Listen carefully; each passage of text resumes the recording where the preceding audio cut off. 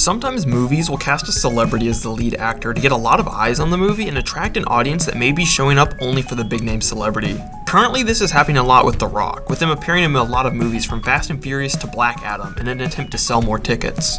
This phenomenon isn't new, and studios are always trying something to pull audiences into the theater, but if we look at Japan, they've got it totally figured out. In the 70s, very few people were going to the theaters in Japan because television was so popular, so studios decided to take the popular music artists people knew from TV and cast them in movies, with the pop star also recording the main theme for the movie. This strategy paid off and created something called idol films. I'll begin by defining what a Japanese pop idol is, and then I'll examine some of the most well-known idol films, as well as some American films that have actually done something really similar, just under a different name.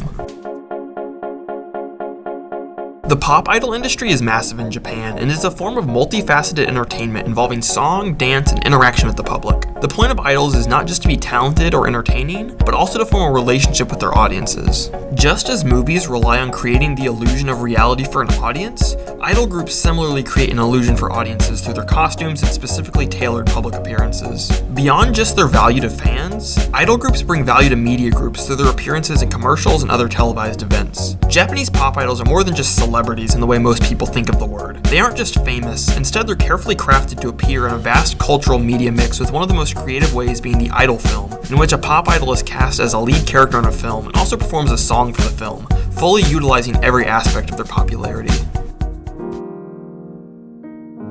One of the most well-known idol films is Lady Snowblood, which went on to inspire Kill Bill. The film stars singer Meiko Kaji as the main character, and she also sings the main song for the film.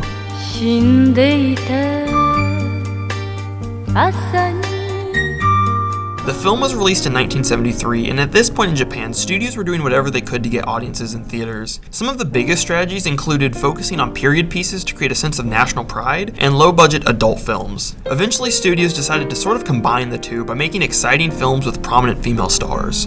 The inclusion of Kaji was part of a larger media strategy in Japan at the time to create stars by placing celebrities in various forms of media, including TV, film, and music. The effect of this is that even if you primarily consume one type of media, that star's presence in other places would draw you to that movie or show or album. When you apply this phenomenon to film specifically, you get this unintended side effect of typecasting the star, with audiences expecting someone to play a certain character and the actor getting a lot of experience playing a certain role.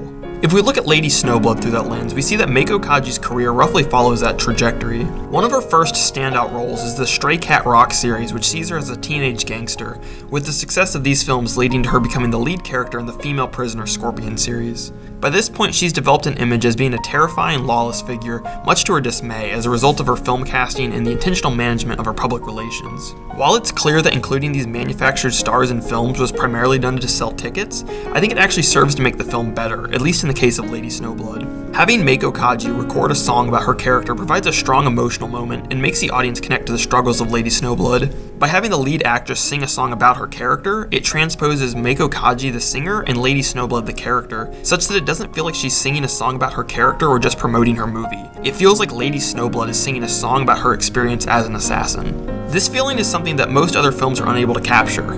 The James Bond films all have theme songs performed by popular artists, and they're great at setting the tone of the film, but they don't connect you to the character as much as they would if they were sung by Sean Connery or Daniel Craig. I'm not the only one who thinks this way though, because there has been something similar tried in America with Will Smith. And even though I'm an action star, sometimes I'ma act bizarre. This is the bounce back. Watch Will, y'all. This is the bounce back. The concept of an idol film may seem confusing, but it's not too different from what Will Smith was doing in the 90s.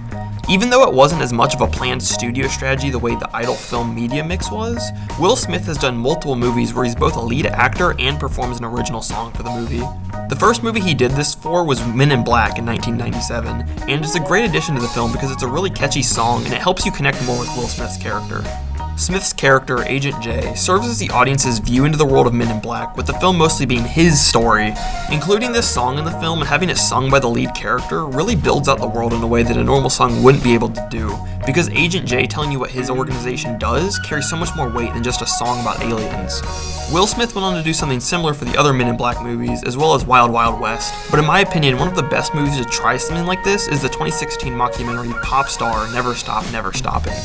Although Spinal Tap is probably the most famous music mockumentary, Popstar is so special because of how meta it is. Popstar features Andy Samberg, who is himself both an actor and in the band The Lonely Island, as rap star Connor Fort Real. What you get with the film is a parody of the music industry led by someone who is a musician and is singing his own songs in the film. Spinal Tap works because it's a funny look at rock bands, but Popstar takes it to another level because you have these really well-made songs that are intentionally sort of stupid and make fun of famous musicians. Now that we have a better understanding of the impact of idol films, I'd like to look back to Japan's idol system, and we'll do that through the lens of Perfect Blue.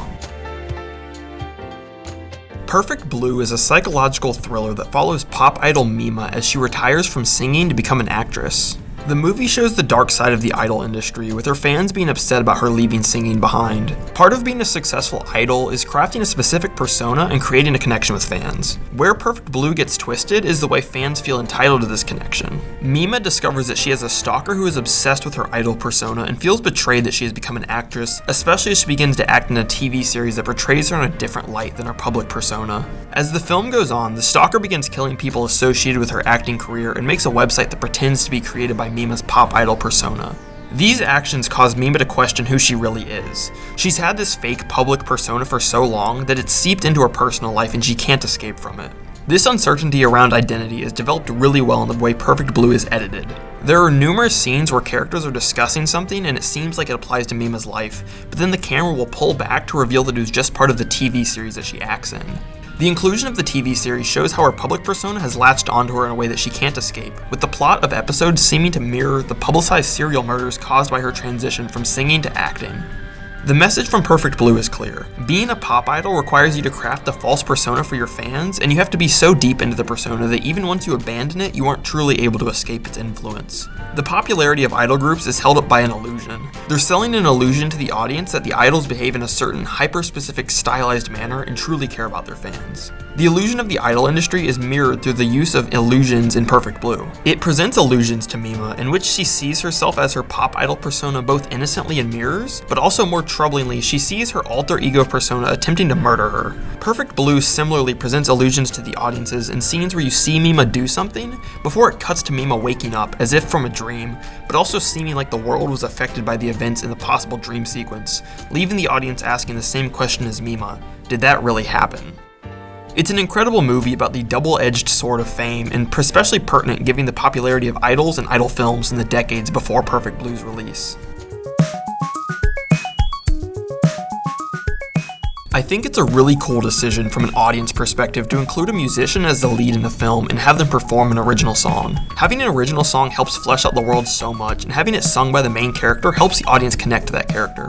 From the perspective of a studio, it can be a great strategy if you find the right star, with Men in Black being a huge hit on release. From the perspective of the star, it can cause issues, however. As previously mentioned, Meiko Kaji's star status led to her being typecast as a hardened outlaw sort of character, which isn't how she would have liked to be perceived for her entire career.